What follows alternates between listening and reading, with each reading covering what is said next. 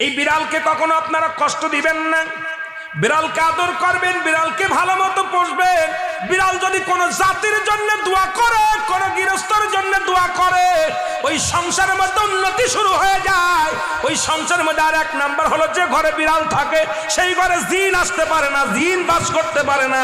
আর একটা ঘোষণা শুনেন, নবীজি বলে গেছেন, যে ঘরের মধ্যে বিড়াল ছানা বাস করে ওই ঘরের মধ্যে জিন জাতি প্রবেশ করতে পারে না। তাহলে ছোট ছোট মাসুম বাচ্চাগুলো যে ঘরের মধ্যে থাকে, মুসলমান অনেক সময় জিনের আশ্রয় পড়ে যায়, অনেক সময় জিনে আসর করে, ওই ঘরের মধ্যে জিনে আসর করে।